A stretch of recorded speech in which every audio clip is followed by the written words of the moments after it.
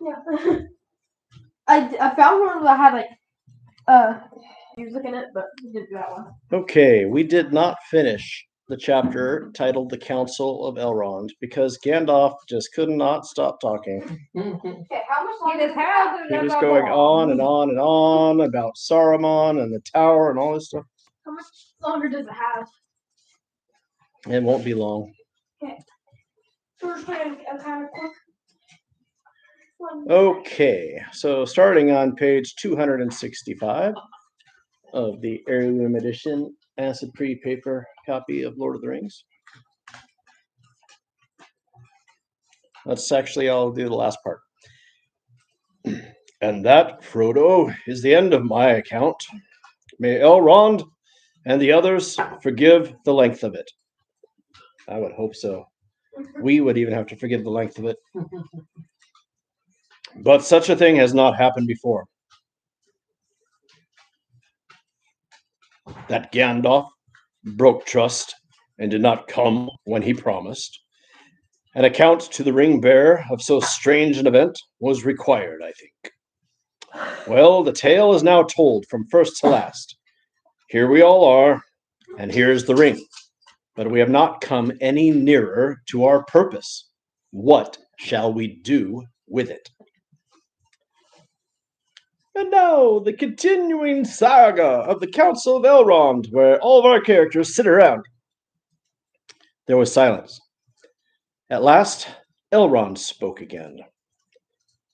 This is grievous news concerning Saruman, he said. For we trusted him. He is deep in all of our counsels. It is perilous to study too deeply the arts of the enemy, for good or for ill. But such falls and betrayals, alas, have happened before. Of the tales that we have heard this day, the tale of Frodo was most strange to me. I have known few hobbits, save Bilbo here, and it seems to me that he is perhaps not so alone and singular as I had thought him. The world has changed much since I last was on a westward road. The Barrow Wights we know by many names, and of the old forest many tales have been told. All that now remains is but an outlier of its northern march. Time was when a squirrel could go from tree to tree from what is now the Shire to Dunland, west of Isengard. In those lands I journeyed once, and many things, wild and strange, I knew. But I had forgotten Bombadil, if indeed this is still the same that walked the woods and hills long ago, and even then was older than the old. That was not his name then. Iarwain Ben-Adar, we called him, the oldest and fatherless. But many of another name he has since been given by other folk. Forn by the dwarves, Orald by the northern men, and other names besides. He is a strange creature, but maybe I should have summoned him to our council. He would not have come, said Gandalf. Could we not still send messages to him and obtain his help? Asked Erestor. It seemed that he has a power even over the ring. No, I should not put it so, said Gandalf. Say rather that the ring has no power over him. He is his own master, but he cannot alter the ring itself, nor break its power over others. And now he was withdrawn into a little land, with bounds that he has set, though none can see them, waiting, perhaps, for a change of the days. He will not step beyond them. But within those bounds nothing seems to dismay him, said Erestor. Would he not take the ring and keep it there, forever harmless? No, said Gandalf, not willingly. He might do so if all of the free folk of the world begged him, but he would not understand the need. And if he were given the ring, he would soon forget it, or most likely throw it away, for such things have no hold on his mind. he would be a most unsafe guardian, and that alone is answer enough. But in any case, said Glorfindel, to send the ring to him would only postpone the day of evil. He is far away. We could not now take it back to him, unguessed and unmarked by any spy. And even if we could, soon or late, the Lord of the Rings would learn of its hiding place and would bend all of his power towards it. Could that power be defied by Bombadil alone? I think not. I think that in the end, if all else is conquered, Bombadil will fall. Last, as he was first, and then night will come. I know little of A.R. Wayne save his name, said Galdor, but Glorfindel I think is right. Power to defy the enemy is not in him, unless such power is in the earth itself. And yet we see that Sauron can torture and destroy the very hills. What power still remains lies with us, here in Imladris, or with Círdan at the Havens, or in Lorien. But have they the strength? Have we here the strength to withstand the enemy, the coming of Sauron at the last when all else is overthrown? I have not the strength, said Elrond. Neither have they. Then if the ring cannot be kept from him forever by strength, said Glorfindel, two things only remain for us to attempt: to send it over the sea, or to destroy it. But Gandalf has revealed to us that we cannot destroy it by any craft that we here possess, said Elrond. And they who dwell beyond the sea would not receive it, for good or ill. It belongs to Middle-earth. It is for us who still dwell here to deal with it. Then, said Glorfindel, let us cast it into the deeps, and so make the lie of Saruman come true. For it is clear now that even at the council his feet were already on a crooked path. He knew that the ring was not lost forever, but he wished us to think so, for he began to lust for it himself. Yet oft in lies truth is hidden. In the sea it would be safe. Not safe forever, said Gandalf. There are many things in the deep waters, and seas and lands may change, and it is not our part here to take thought only for a season, or for the few lives of men, or for a passing age of the world. We should seek a final end of this menace, even if we do not hope to make one. And that we shall not find on the road to the sea, said Galdor. If the return of Iarwain be thought too dangerous, then flight to the sea is now fraught with gravest peril. My heart tells me that Sauron will expect us to take the western way, when he learns what has befallen, and he soon will. The Nine have been unhorsed indeed, but that is but a respite, ere they find new steeds, and swifter. Only the waning might of Gondor stands now between him and a march in power along the coast into the north. And if he comes, assailing the White Towers and the Havens, hereafter the elves may have no escape from the lengthening shadow of Middle-earth. Long yet will that march be delayed, said Boromir. Gondor wanes, you say? Gondor stands, and even the end of its strength is still very strong. And yet its vigilance can no longer keep back the Nine, said Galdor, and other roads he may find, which Gondor does not guard. Then, said Erestor, there are but two courses, as Glorfindel already has declared, to hide the ring forever, or to unmake it. But both are beyond our power. Who will read this riddle for us? None here can do so, said Elrond gravely. At least, None can foretell what will come to pass if we take this road or that. But it seems to be now clear which is the road we must take. The westward road seems easiest, therefore it must be shunned. It will be watched. Too often the elves have fled that way. Now, at this last, we must take the hard road, the unforeseen road. There lies our hope, if hope it be, to walk into peril, to Mordor. We must send the ring to the fire. Silence fell again. Frodo, even in that fair house, looking out upon a sunlit valley filled with the noise of clear water, felt a dread darkness in his heart.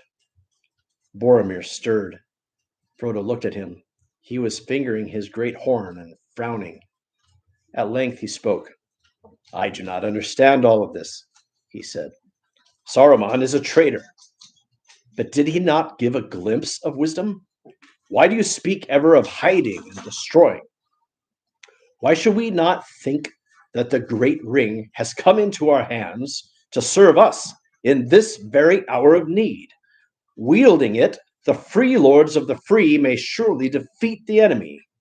That is what he fears, I deem. The men of Gondor are valiant. They will never submit.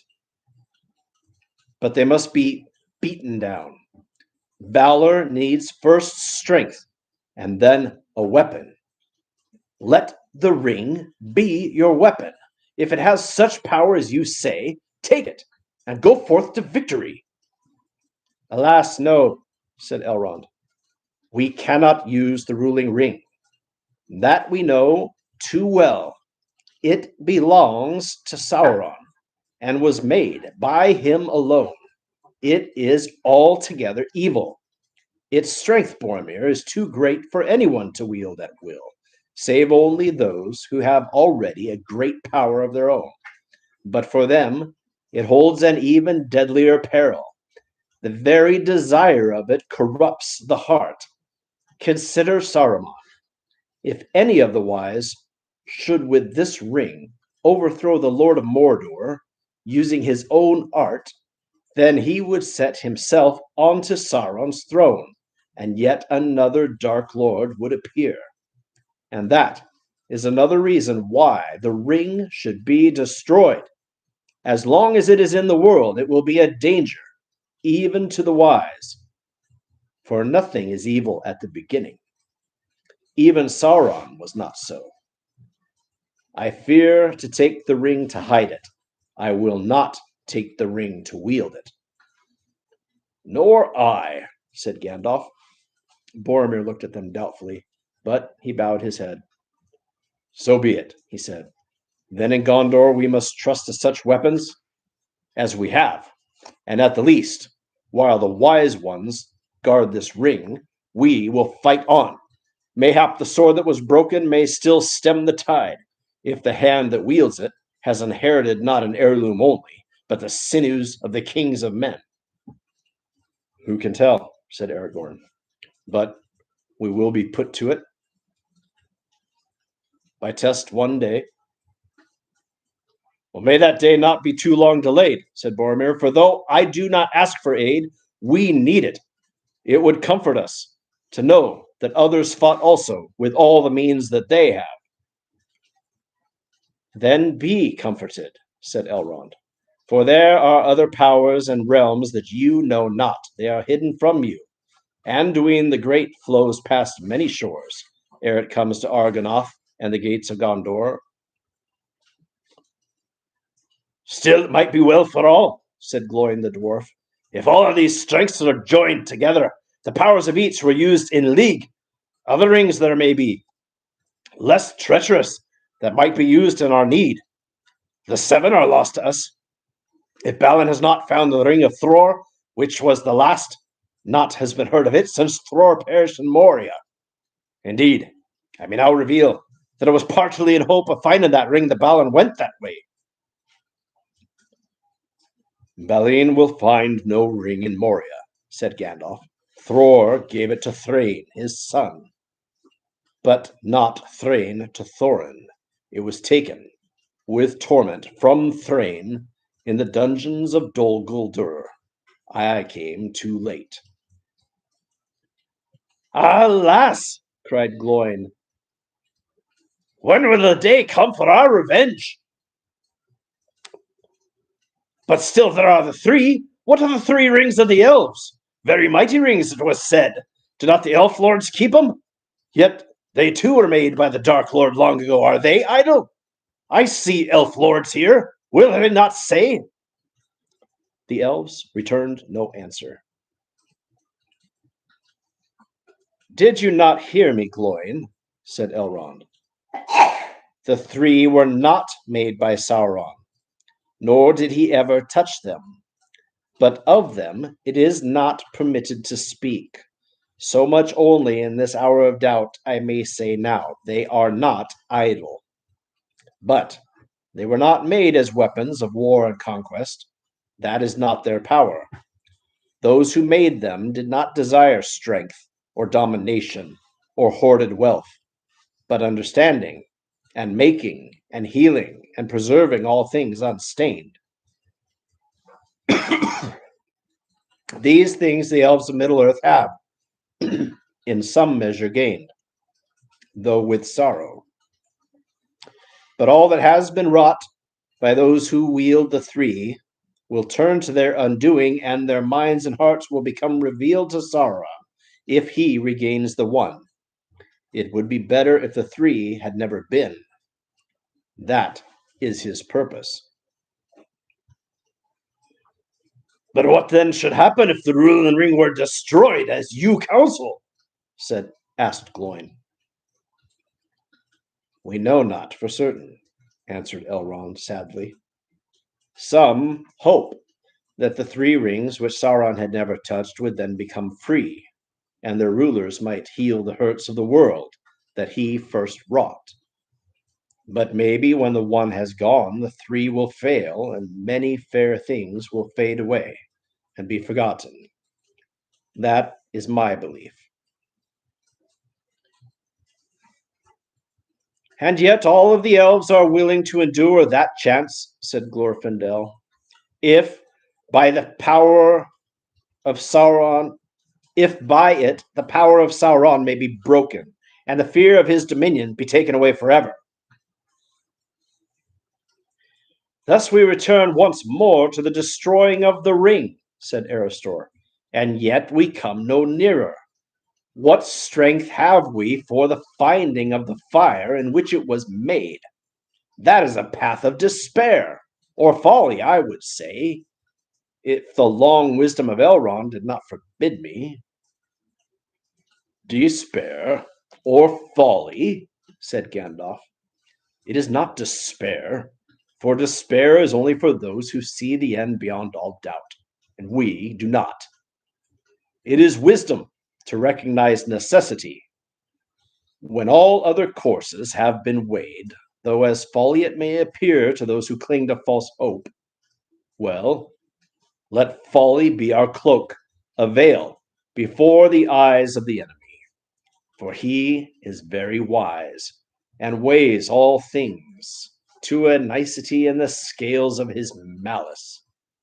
But the only measure that he knows is desire for power, and so he judges all hearts.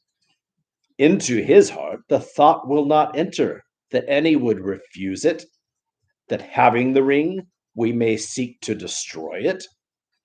If we seek this, we shall put him out of reckoning. At least for a while, said Elrond. The road must be trod, but it will be very hard, and neither strength nor wisdom will carry us far upon it.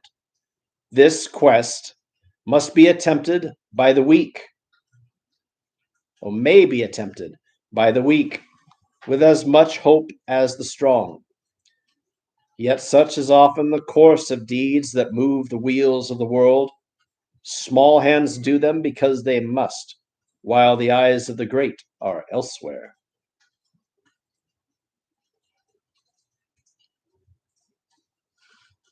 very well, Master Elrond, said Bilbo suddenly. Say no more. It's plain enough what you're pointing at. Bilbo, the silly hobbit started this affair, and so Bilbo had better finish it himself. I was very comfortable here and getting on with my book, if you want to know. I am just writing an ending for it. I had thought of putting, and he lived happily ever afterwards to the end of his days. It was a good ending, and none the worse for having been used before. Now I shall have to alter that. It does not look like coming true. And anyway, there will evidently have to be several more chapters if I live to write them. It is a frightful nuisance. When ought I to start? Boromir looked in surprise at Bilbo, but the laughter died on his lips when he saw that all the others were regarding the old hobbit with grave respect. Only Gloin smiled, but his smile was coming from old memories.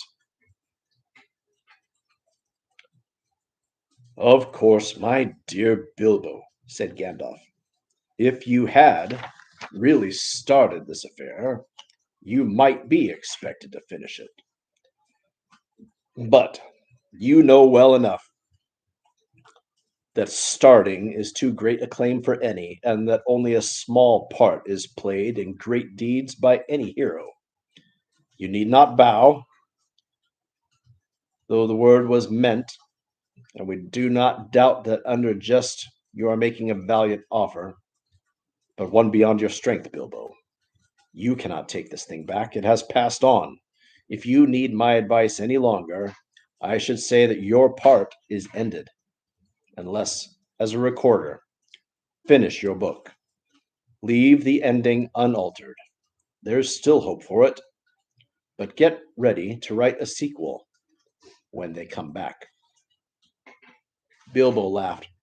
I have never known you to give me pleasant advice before, he said. As all your unpleasant advice has been good, I wonder if this advice is not bad. Still, I don't suppose I have the strength or luck left to deal with that ring. It has grown, and I have not.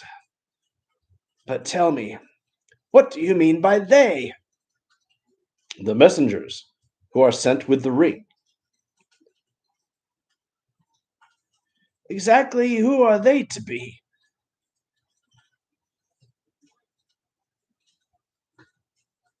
Wait, who's talking here?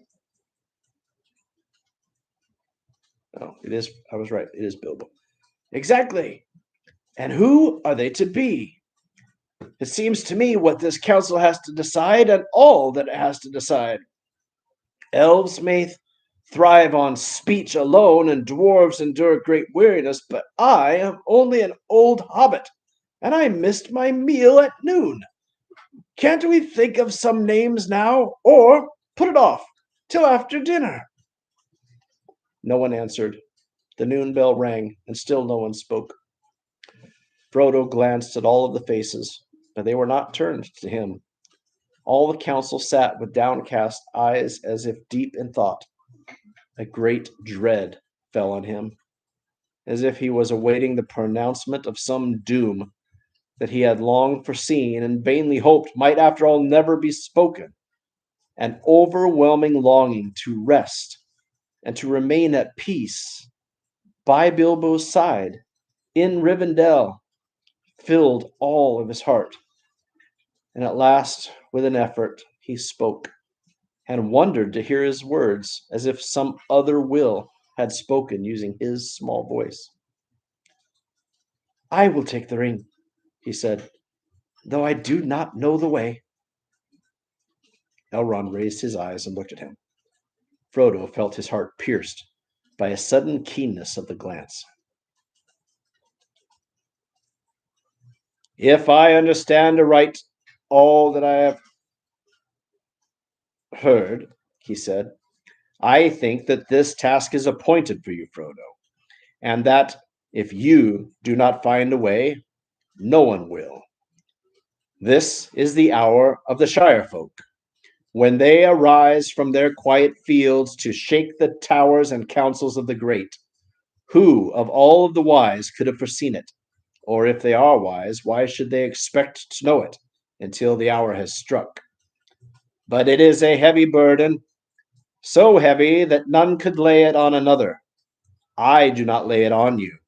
But if you take it freely, then I will say that your choice is right. And though all the mighty elf friends of old, Hador and Hurin and Turin and Baron himself were assembled together, your seat would be among them. But you won't send him off alone, surely, master, cried Sam, unable to contain himself any longer and jumping up from the corner where he had been quietly sitting on the floor. No, indeed, said Elrond, turning towards him with a smile. You, at least, shall go with him. It is hardly possible to separate you from him, even when he is summoned to a secret council, and you are not. Sam sat down blushing and muttering. A nice pickle we landed ourselves in, Mr. Frodo, he said, shaking his head.